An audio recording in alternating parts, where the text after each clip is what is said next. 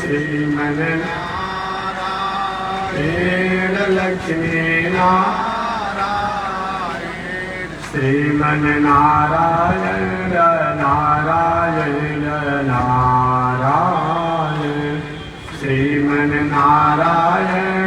नारायण नारायण श्रीमन्नारायण जगोदारायण श्रीमन्नारायण जगोदारायण लक्ष्मी नारायण नारायण नारायण लक्ष्मी नारायण नारायण नारायण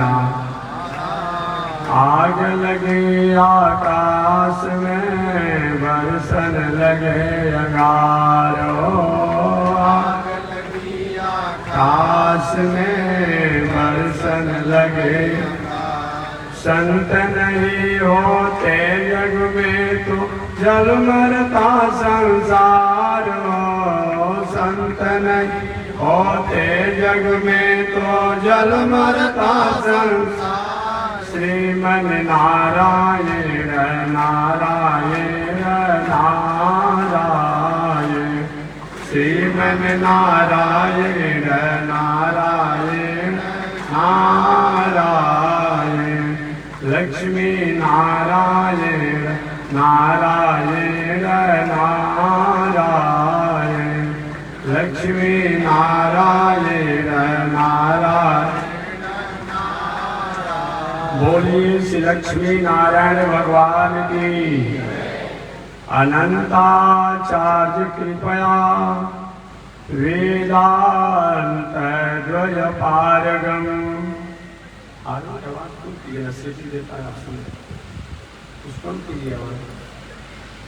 राम कृष्णांग्रि सर्वक्त विश्वक्सेन मुनिं भजे कासायम यज्ञ सूत्रम शुचिवपुषि तथा चौर्णपुण्ड्रम च बाले यस्यास्ते दक्षहस्ते कलिकुमति गिरीन्द्रेन्द्रवज्रं त्रिदण्डम् संसाराग्नि प्रशान्त्यै मृतजलममलं दारुपात्रं पवित्रं श्रीविश्वक्सेन सूरः पदकमलयुग श्रेयसे संश्रयामि लक्ष्मीनाथु समारम्भां नाथयामुनिमध्यमाम्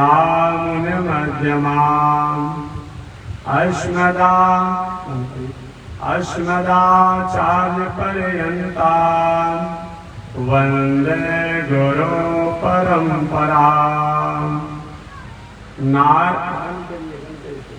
नारायणाय विद्महे वासुदेवाय धीमहि तन्नो विष्णु प्रचोदयात् महालक्ष्म्यै च विद्महे विष्णुपत्न्यै च धीमहि तन्नो लक्ष्मी प्रचोदयात् तन्नो लक्ष्मी प्रचोदयात्।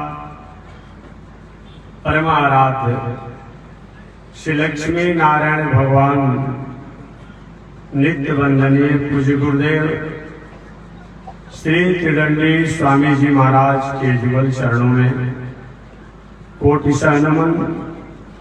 भगवत भागवत आचार्य कैंकर्य पारायण महानुभाव इन पावन भूमि पर महर्षि वेदव्यास जी महाराज द्वारा रचित जो श्रीमद् भागवत महापुराण महाग्रंथ है, उन श्रीमद् भागवत महापुराण महाग्रंथ की पावन कथा को पावन भूमि पर निवेदन किया जाता है। पावन कथा प्रसंग अंतर्गत पिछले दिन निवेदन किया गया था मानव जीवन और कथा का संबंध। मानव जीवन में कथा का क्या संबंध है? कथा क्यों सुनी जाए, कितनी बार सुनी जाए, किससे सुनी जाए, कौन सी कथा सुनी जाए इत्यादि। एक बार भोजन करने से काम अगर चल जाता हो, एक बार बोलने से काम चल जाता हो, एक बार सोने से, चलने से, खाने से काम चल जा रहा हो, तो एक बार ही धर्म और कथा प्रवचन करने से काम चला लीजिए। लेकिन बोलेंगे रोज, खाएंगे रोज, सोएंगे रोज, चलेंगे रोज, तो कथा एक बार क्यों होनी चाहिए? श्रीमद् भागवत महापुराण में भागवतकार ने कहा, मुहुर रहो रसिका भोय भाव का। हे भाव को, हे रसज्ञों, हे आत्म कल्याण चाहने वाले लोगों, बार बार सत्संग होने चाहिए। कोई जरूरी नहीं है कि एक बार के सत्संग से हमारे जीवन में सुधार हो भी सकता है। कभी कभी एक बार से भी होता है, कभी कभी अनेकों बार से भी होता है, और कभी कभी कुछ बार सुनने से भी हो जाता है। इसलिए बार बार सुनना चाहिए। न जाने कौन सा उपदेश कब किस पर प्रभावी हो जाए। रोज आप संत महात्माओं के यहाँ मंदिर में जाते हैं, कथा सुनते हैं, कोई अपना होता नहीं, न पुत्र अपना है, न पत्नी अपनी है, न बेटा अपना है, न भाई अपना है, न धन अपना है। सुनते रहते हैं, बात सोचते भी रहते हैं, लेकिन सोचने के बाद कभी कभी इस पर हम यकीन नहीं करते, ध्यान नहीं देते हैं। अचानक कोई घर में परिस्थिति आ गई, घटना घट गई, आप ही का बेटा, आप ही का भाई, जिसको आपने लाल प्यार स्नेह दिया, जो आपकी लाल प्यार स्नेह और आपकी गोदों में रह करके फला फूला विकसित हुआ, वो बेटा कहीं आपको मारने के लिए धा जाता है, दौड़ पड़ता है या मार देता है, और उस समय आपको महात्मा का ज्ञान और शास्त्र का ज्ञान याद आता है। महात्मा जी ने ठीक ही कहा था, कोई किसी का बेटा होता नहीं, कोई किसी की पत्नी नहीं होता, कोई किसी का भाई नहीं होता। इसलिए अच्छी चीजों को बार बार सुननी चाहिए। कोई जरूरी नहीं है कि हम एक बार सुनेंगे तो हमें ज्ञान हो ही जाएगा, लेकिन बार बार सुनने से कभी न कभी हमारे जीवन में वो घटनाएं होगी, तो हम सुनेंगे, एक न एक दिन उस पर हम विचार करने का मौका मिलेगा। आपने गौतम बुद्ध जी का नाम सुना होगा। गौतम बुद्ध जी पहले तो ज्ञान वैराग के अधिकारी थे। होनहार वीरवान के होते चिकने पात, कुशाग्र बुद्धि के थे गौतम बुद्ध जी। बचपन से पिताजी उनकी वैदिक बौद्धिक संस्कृति से मन में थोड़ी सी चिंतित रहते थे, कहीं मेरा पुत्र बौद्धिक संस्कृति के कारण परिवार से अलग न हो जाए। फिर भी गौतम बुद्ध तो अपने मंत्रियों के संरक्षण में गौतम बुद्ध के पिता रखते थे। समय बीतते चला गया, गौतम बुद्ध का विवाह कर दिया गया। विवाह होने के बाद उनकी पत्नी का नाम यशोधरा था। एक बेटा भी हो गया राहुल। सोचिए, चलो और कम से कम विवाह हो गया, पुत्र भी हो गया, इसका मतलब पत्नी के प्रति स्नेह है। देखिए, योगी साधक व्यक्ति ये बात नहीं कि संसार में नहीं रहता है, संसार में रहते हुए भी संसार से अलग रहता है। हमेशा मैं निवेदन करता हूं, कोई भी दुनिया में ऐसा व्यक्ति नहीं है जो संसार से अलग रहे। कोई नहीं सकती, हो ही नहीं सकती है। कोई बहुत बड़ा त्यागी तपस्वी व्यक्ति हो, उसको एक चिलम गांजा की आवश्यकता है, भले शरीर पे कपड़ा नहीं है, बल्कल पहना हुआ है, जटाजूट बढ़ाया हुआ है, लेकिन गांजा पीने का शौक है, तो कहीं न कहीं कंज्यूमर को जोता तो है 24 घंटा। कौन गंजेड़ी मिल जाए कि बिना हमें खरीदे कहीं गांजा हमारा चला हुआ पहुंचा देते, तो वो उसको उतना ही डायरा है। गांजा पीना पिलाना उसका उतना ही डायरा है। एक आखिर कोई चेला गंजेड़ी भी जो होता है ना, जब वो गांजा पिला दे, आपको अपने गांजा पीने के लिए किसी व्यक्ति को ढूंढना पड़ता है। घर आपसे छूट गया, परिवार छूट गया, पत्नी छूट गई, बाल बच्चे छूट गए, खेत बधार छूट गया, घर द्वार दलान छूट गया, समित्र छूट गए, लेकिन गांजा नहीं छूटा। आपका दायरा ही उतना है, उसी दायरा में आता है। आपने एक चिलम गांजा के लिए किसी से अपना संबंध बनाया है, और कोई व्यक्ति समाज के कल्याण के लिए कहीं हॉस्पिटल बना दिया, कहीं अस्पताल बना दिया, कहीं स्कूल बना दिया, कहीं अनाथालय बना दिया, कहीं गौशाला बना दिया, कहीं मठ मंदिर बना दिया, तो बंधन में हो गया। आप गांजा पीते हैं तो बंधन में नहीं है, वो स्कूल अस्पताल अनाथालय बना तो बंधन में हो गया। बंधन ये नहीं है, याद रखिएगा। संसार और संसार की वस्तु व्यवस्था व्यवहार ये बंधन नहीं है। संसार और संसार की वस्तु व्यवस्था व्यवहार वो हमने जो अपना मान लिया, अपने लिए उसका जो हमने उपयोग किया, यही बंधन का कारण है। अपना नहीं मानते हुए हम करते हैं, ये तो होना ही चाहिए। श्रीमद् भगवत गीता में भगवान श्री कृष्ण ने स्पष्ट कहा, अर्जुन सब कुछ छूट जाए लेकिन यज्ञ दान तप कर्म मत। यज्ञ दान तप परमार्थ कभी त्याग नहीं करना चाहिए। आप अपने भोजन के लिए, अपने फलहार के लिए किसी चेला से मांगते हैं, हम कहीं मांग करके कहीं परमार्थ का भंडारा करा देते, बंधन में हो गए। बताइए, आप अपने लिए तो मांगते हैं ना, तो भाई फलहार की व्यवस्था कर दीजिए। आपने अपने कपड़ा के लिए मांगा, हमने कहीं मांग करके कंबल बटवा दिया, कहीं कपड़ा बटवा दिया, तो बंधन में हो गए। हमारे क्या संसारिक बंधन में फंसे हुए। हम अपने भोग विलास अयासी के लिए कोई काम करते तो आपको बात कुछ कहने की होती। इसीलिए सभी कर्म बंधन का कारण नहीं है। हमारा उद्देश्य क्या है? उद्देश्य ही बंधन का कारण होता है। अगर हमारे कर्म का उद्देश्य समाज के लिए है, राष्ट्र के लिए है, प्राणियों के लिए है, प्रकृति के लिए है, संस्कार के लिए है, संस्कृति के लिए है, सभ्यता के लिए है, मर्यादा के लिए है, तो देखने में मालूम पड़ता है कि हम भी तो और लोगों के जैसा ही है, लेकिन बंधन नहीं।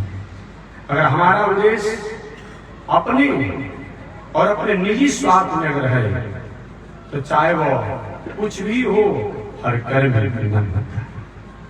यही बंधन मन की हार ये हार है, मन की जीत ये जीत, मन ही मिलावत राम से, मन ही गलत है। ये मन जो है, अगर हमने अपने और अपने लोगों के लिए, अपना और अपने लोगों के लिए अगर हम जो करते हैं मेरा है ये मान कर करते हैं, तब तो बंधन है। और सब कुछ सभी लोग मेरे हैं, ये भगवान के हैं, ये मान कर किया जाता है, तो बंधन दिखने में प्रतीत होता है, फिर भी बंधन है। गौतम बुद्ध जी विवाह हो गया। विवाह होने के बाद यशोधरा पत्नी भी आ गई, राहुल पुत्र भी हो गए। एक दिन मैं इस कथा को इसलिए सुना रहा हूं कि कोई जरूरी नहीं है कि तत्काल किसी बातों, किसी घटनाओं को देखेंगे उसी समय वैराग होगा। हमेशा हम सुनते रहेंगे, देखते रहेंगे, सुनते रहेंगे, देखते रहेंगे, तो एक न एक दिन कभी न कभी हमारे पर वह देखा हुआ और सुना हुआ चीज के जीवन के दिनचर्या में आएगा। ये जान करके कभी कभी लोग पूछ देते हैं कि महात्मा जी ये बताइए कि क्या मन नहीं लगता है तो पूजा पाठ धर्म कर्म करना चाहिए। तो मैंने कहा कि अगर मन नहीं लग रहा है फिर करने से आपको नुकसान क्या है, बता दीजिए। नुकसान तो कुछ होता नहीं है। अरे भाई हमारा मन नहीं लग रहा अब फिर भी हम अच्छा काम करते हैं, इससे नुकसान तो हुआ नहीं। कम से कम नहीं मन लगने के बाद भी अच्छे कामों को करने से हमारी इंद्रियां कहीं गलत मार्गों में भटकाव में जाने की जो संभावनाएं थी, इंद्रियों की भटकाव में जाने की संभावनाएं से कम संयम तो मिला। ये कम बात है। 2 घंटा बैठकर हम ताश खेलते थे, जुआ खेलते थे, शराबियों के साथ बैठे रहते थे, शरारत करते थे, और वो 2 घंटा कहीं मंदिर में बैठकर कहीं कीर्तने करते हैं, मंदिर के सामने बैठे ही रहते हैं। क्या दिक्कत है? ठीक है, कुछ नहीं मिला, लेकिन बिगड़ा क्या? कुछ नहीं मिला। ऐसा विचार करके भी मन नहीं लगने पर भी अच्छे कर्मों को करना चाहिए, और अच्छे कर्मों को करने का फल है कि नहीं लगने वाला मन भी एक दिन लगने लगता है। मन लगेगा तब हम करेंगे। ये तो किसी किसी के साथ ऐसा है कि हमारा मन लगेगा तब अच्छा हम काम करेंगे। ये तो किसी किसी के साथ होगा। आपने छोटे बच्चों को देखा होगा, 1 बरस के, 2 बरस के, 3 बरस के, 4 बरस के बच्चे, अब कहीं उनको पढ़ाई का ज्ञान हो जाएगा तब पढ़ेगा। ऐसा करता है, कलम दे दिया आपने, कापी दे दिए, स्लेट पेंसिल आपने दे दिया, बालक का चिट्ठी खाते हो, 0 देते हो, वही बालक खाते खाते खाते क ख ग पढ़ना भी सीख लेता है। क ख ग से और ABCD पढ़ना, उसके बाद वाक सब, फिर पहला क्लास, दूसरा क्लास, मैट्रिक, MA, PhD, क्या क्या पढ़ेगा। एक जब मैं कापी तब दूंगा, कलम तब दूंगा, स्कूल में नाम तब लिखाऊंगा जो पढ़ाई में पूरा ज्ञान है। ऐसा होता है क्या? ऐसे तो कोई पैसा होगा हजारों लाखों में, पूरे पढ़ाई का ज्ञान हो गया हो, शिक्षा का ज्ञान हो गया हो, और तब कहीं उसमें प्रवेश किए हैं। हम लोग जितने हम और आप हैं, ये बचपन में क्या किए हैं? चिचेरी खाते थे, 0 देते रहते थे, लेकिन वही 0 देते देते अभिभावक, हाँ ये है कि चिचेरी खिंचवाने वाला भी, 0 दिवाने वाला भी कोई अभिभावक होना चाहिए। अच्छा, मास्टर सब पढ़ाने वाले थे, पढ़ते पढ़ते गए, ठीक है, चिचेरी खांस करके 0 देकर कहा कि ठीक है बेटा, अब आपको 1 0 खिंचवाया गया, ठीक है। एक इसके बगल में सटा कर 1 और 0 एक इसको करने में छोटे छोटे बच्चों को मन लगता है, हो गया 1 0 को बनाया गया, उसके सटे हुए दूसरा 0 बनाया गया। आप पुनः पढ़ाने वाले गुरु जी ने कहा कि दोनों 0 के बीच में बंटवारा करा, 1 0 पहले आपने दिया, दूसरा 0 दिया, उसके बीच में बंटवारा करें, पाई दे दीजिए, रेखा दे दीजिए। रेखा देने के बाद गुरु जी ने कहा अगला 0 तुमने दिया है, उसके आधा नीचे वाला मिटका दिया, वही तो कह हो गया। कितना सहज पढ़ाई है। ऐसे आप पढ़ाने वाले बात क लिखिए, कल कोई पढ़ेगा? ये कितना सहज पढ़ा दिया गया, कितना सहज पढ़ा दिया गया। और बालक को लिखने में को पढ़ने में अभ्यास हो गया। इसलिए आजकल के जो बालकों को पढ़ाया जाता है, अच्छा बात है। कहीं गाय रख दिया जा रहा है, कहीं हाथी रख दिया जा रहा है, कहीं और कुछ रख दिया जा रहा है, और उसके माध्यम से उसके प्रति अट्रैक्शन है। जो खिलौने जैसा गाय, भैंस इत्यादि नौ का जहाज जो है, अब उसी के अनुसार अक्षर लिखा जा रहा है, छोटा छोटा बालक जो पढ़ाया जाता है, उसका मन भी लगता है। कभी उसको बनाया हुआ मोटर पर बैठा दिया जाता है, लिखवाया जाता है, मन लगता है। ये सब पढ़ाने का तरीका है। प्रेजेंट ऑफ माइंड जो होता है कि प्रेजेंट ऑफ माइंड को कैसे अपने आप हाई किया जा सकता है, लेटेस्ट किया जा सकता है, ओवर लेटेस्ट किया जा सकता है, यही पढ़ाने का तरीका है। इसीलिए जीवन बनना चाहिए। आज वही पढ़ने वाला व्यक्ति बहुत बड़ा आदमी बन जाता है। गौतम बुद्ध सुनते रहते थे। एक दिन गौतम बुद्ध ने अपने मंत्रियों से कहा, मंत्री जी, दुनिया क्या होती है? दुनिया का मतलब क्या होता है? जगत किसे कहते हैं? मंत्री ने कहा, राजकुमार, जो दिखाई पड़े, जो सुनाई पड़े, जहां तक हमारी बुद्धि जाए, सब दुनिया है, सब प्रकृति है, सब संसार है। दूसरा संसार का मतलब जो हर क्षण हर पल परिवर्तनशील हो, सरकने वाला हो, बदलने वाला हो, उसी का नाम संसार है। संसर्ति संसार, जो हमेशा परिवर्तन होते रहता है। संसार परिवर्तन होते रहता है और हम उसी तरह से हैं, ऐसा रहेगा? आज से 40 वर्ष हम दूसरे थे, आज कुछ दूसरा हमारा, कहीं बाल पक गया, कहीं कुछ हो गया, कहीं कुछ हो गया, शरीर में झुर्रियां हो गई, हमेशा जो परिवर्तन होते रहता है। संसद की संसारा, इसी का नाम दुनिया है। आने जाने वाले को जगत कहा जाता है। जहाँ कुछ नहीं था बहुत कुछ हो गया, जहाँ था वहाँ कुछ नहीं, हमेशा बदलते रहता है। ये चलती गाड़ी दुनिया है, टिकट ले हम भी बैठे हैं, संभल कर चलना रे भाई, पराये संग में धोखा है। हरि भजरे हरि भजरे हरि भजरे। गौतम बुद्ध जी शिव मंत्रियों ने कहा, राजकुमार जहां तक हमारी बुद्धि जाती है, जहां तक हमारी दृष्टि जाती है, जहां तक हमारी वाणी जाती है, जहां तक हम सोच पाते हैं, ये सब दुनिया है। एक दिन गौतम बुद्ध जी कहा, हमको संसार दिखाएंगे, दुनिया को दिखाएंगे। देखिए दुनिया जो है दुखालय है, ये तो हम लोग सुख दुनिया में मानकर बैठे हैं, हमारी भावना है, हमारी आपकी हाल उसी तरह से है जैसे कि शिकारी जंगली कुत्ता होता है। शिकारी और जंगली कुत्ता क्या करता है, गंगा किनारे घूमते रहता है, नदी किनारे घूमते रहता है।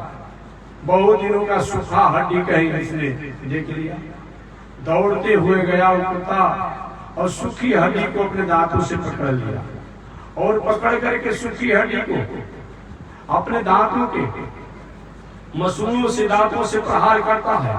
उसके दांतों मसूड़ों से प्रहार होकर के सूखी हड्डी द्वारा उसके मसूड़े कट जाते हैं, उसी से खून गिरता है, और उस सोता है कि हड्डी द्वारा हमें खून स्वाद प्राप्त होता है, उसको छोड़ता नहीं है। वही हाल हमारी है, जिसको हमने अपना माना, इस दुनिया में हमने आनंद को माना, और जब कहीं कोई झटका लग जाता पता चलता है दुनिया में कोई अपना नहीं। ये दुनिया किसी का हुआ है कि हमारा आपका होगा? कभी नहीं। हमेशा एक पौराणिक कथा में सुनाते रहता हूँ, राम जी आए से दुष्टों से, भगवान जब कृपा कर, देखिए अच्छा आदमी भी वही काम करता है जो एक असमरसता में रहने वाला, असहजता में रहने वाला व्यक्ति करता है। लेकिन दोनों का एक उद्देश्य होता है, एक रक्षा के लिए करता है, एक संरक्षण के लिए करता है। उसको जो दखल किया है, कब्जा किया है, उसको दोनों के लंकेश रावण और लंकेश रावण के अनुमोदन करने वाले लोगों पर अनुशासन किया। अब वही ऋषि लोगों को विरोध करना भगवान श्री राम का शुरू किया। भगवान श्री राम ने, महाराज आप ही लोग कनिष्ठ मैंने तो काम किया, मुझको क्या मतलब है दुनिया से और दुनिया की वस्तु व्यवस्था धन संपत्ति से? मैं तो अखंड अविनाशी हूँ, मेरा तो वैकुंठ अपने आप में हमेशा हमेशा के लिए बना हुआ है, लेकिन आप लोग के लिए हमें करना पड़ता है। लेकिन नहीं, ऐसे नहीं होगा। बताया जाए कैसे होगा? ऋषि ने प्रायश्चित करना पड़ेगा। प्रायश्चित, महाराज प्रायश्चित कैसा प्रायश्चित? आपने रावण और रावण के सहयोगियों को मारा है, आपके द्वारा अपराध हुआ है, अतः आप जग करें। ये जग की परंपरा आज ही की नहीं है, प्राचीन परंपरा से है, प्राचीन परंपरा से है जग की। सबसे अच्छी बात यह है कि जितना नास्तिक और उपद्रवकारी है वो भी अभी जो उदाहरण देता है तो राम कृष्ण का उदाहरण दे रहा है। उनको कोई राम कृष्ण से लेना देना नहीं है, लेकिन जब कथा उदाहरण दे रहा है तो अपने को राम बनना चाहता है, अपने विरोधी को कंस और रावण बनाना चाहता है, क्योंकि कोई मतलब नहीं मेरे को है। बड़ी आश्चर्य की बात है। अरे भाई राम के उदाहरण दे रहे हो तो राम के कुछ तो पत्रता को स्वीकार करो। कृष्ण का उदाहरण दे रहे हो तो कृष्ण के कुछ की तो कुछ कार्यों की भूमिका के निभाओ।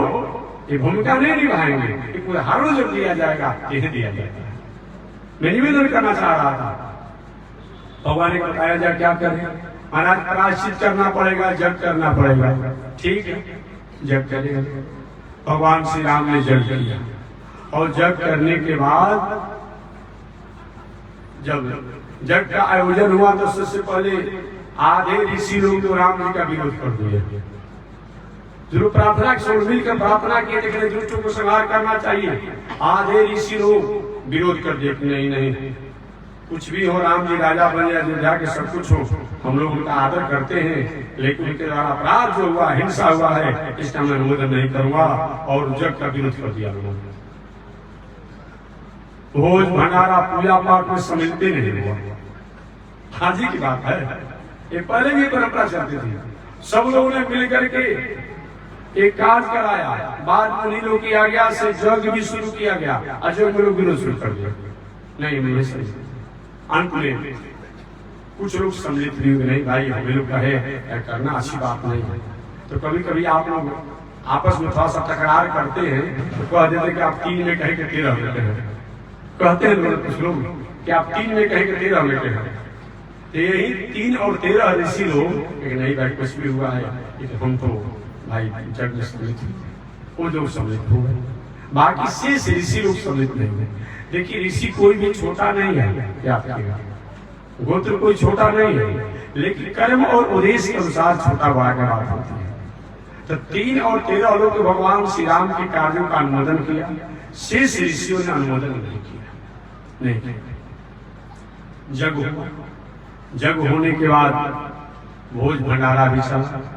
भोज भंडारा में भी 3 और 13 जो ऋषि लोग थे, 3 वही आते हैं, गर्ग गौतम सांगी, उसके बाद और शेष लोग 13 में आते हैं।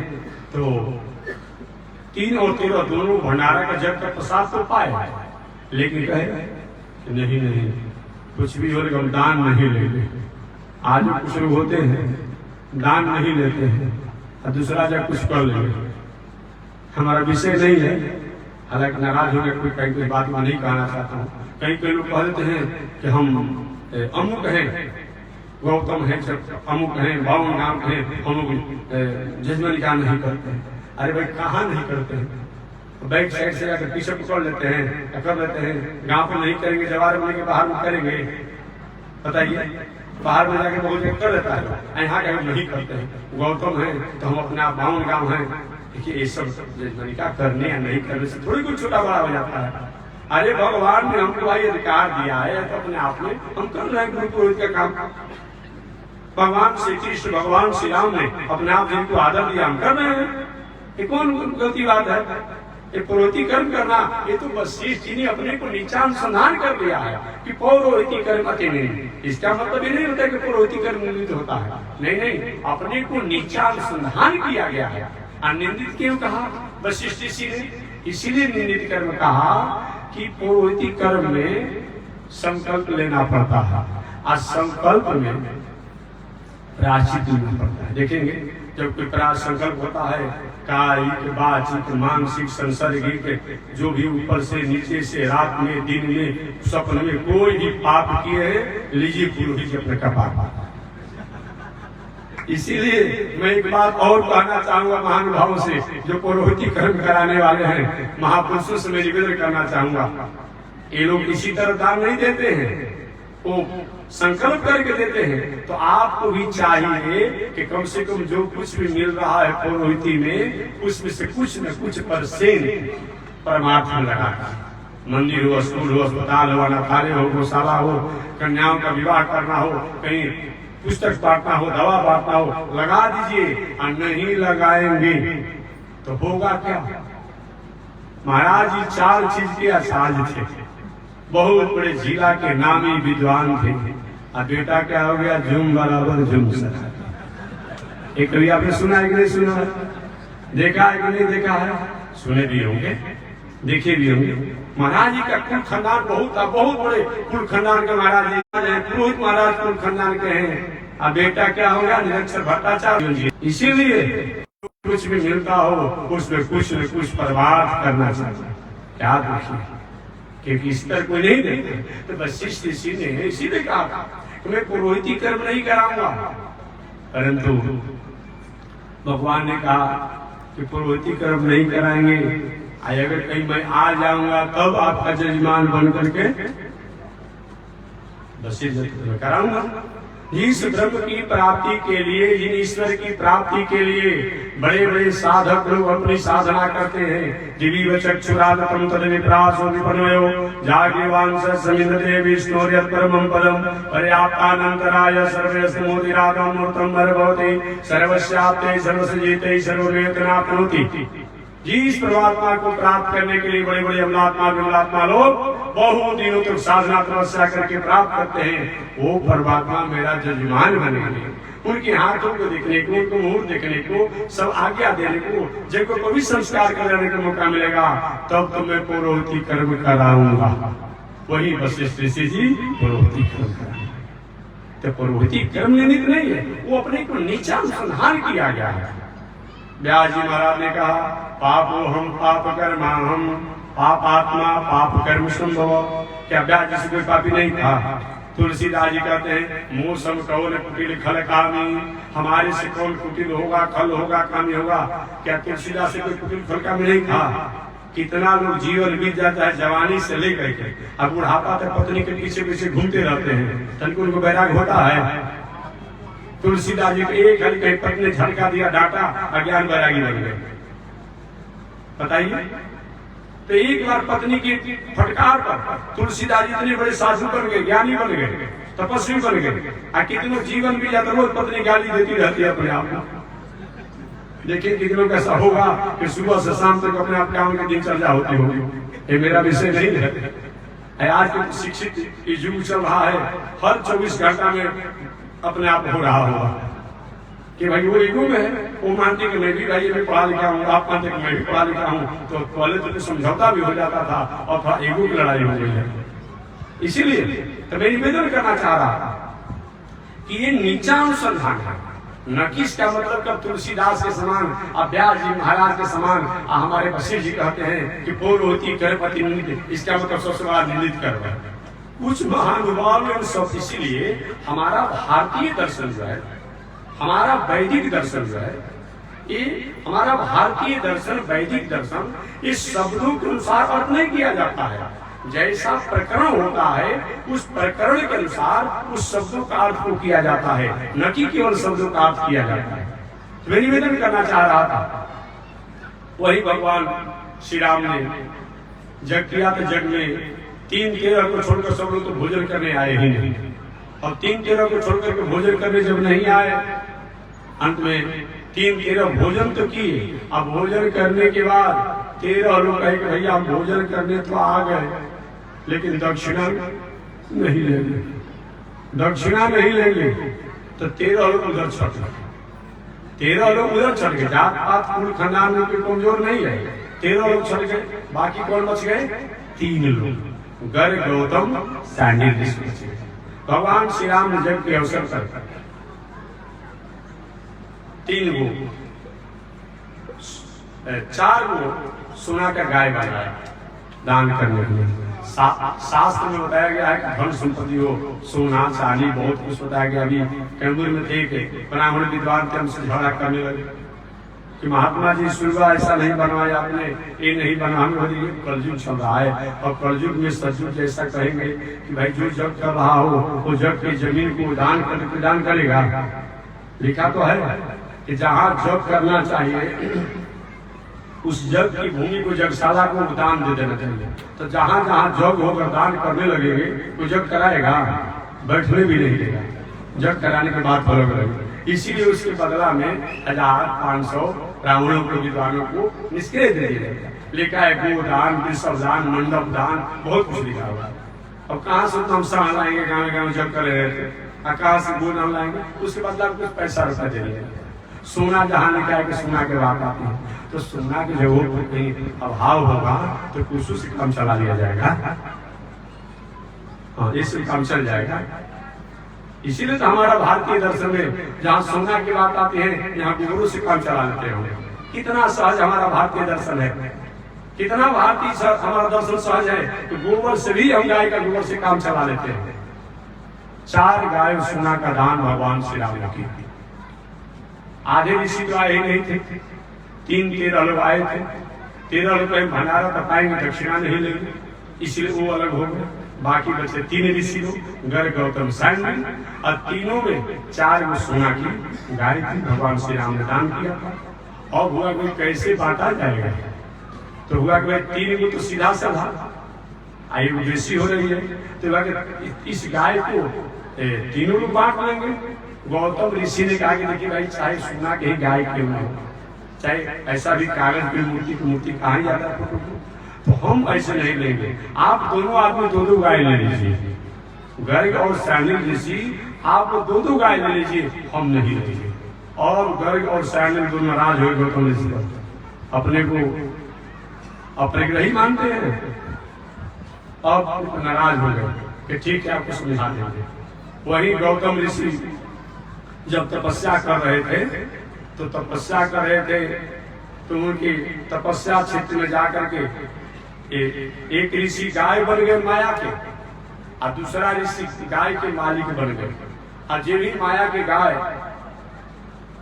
उनके जाकर के वाटिका को तहस नहस करने लगी, तो किसी भी अहिंसा व्रत के पुजारी जो होता है, हिंसा में जीवन नहीं जीता है, कपड़ा झाड़ देता है, थाली बजा करके आवाज दे करके जीव जंतु को हटा देता है, तो ओम अस्त्राय फट, ओम हुम फट, ऐसा करके उन्होंने कपड़ा को झाड़ा, तो माया की गाय थी वही गिर। और एक ऋषि अगवा उसमें कहे कि हम सोना के गाय नहीं लेंगे, ऐसी गाय का हत्या आपने कर दिया नो, जाओ प्रायश्चित करो। गौतम ऋषि रोने लगे, मैंने कुछ किया नहीं जीवन में, मुझे कलंक लगाया गया। आकाशवाणी हुआ कि आप इस माया की गाय को जिलाने के लिए आप तपस्या करिए और गंगा को प्रकट कीजिए, गंगा को प्रकट कीजिए। वही गौतम ऋषि ने तपस्या किया और तपस्या करके गोदावरी गंगा को प्रकट किया। क्या चीज? गोदावरी गंगा को प्रकट किया, जो नासिक महाराष्ट्र में किस्सर में आपने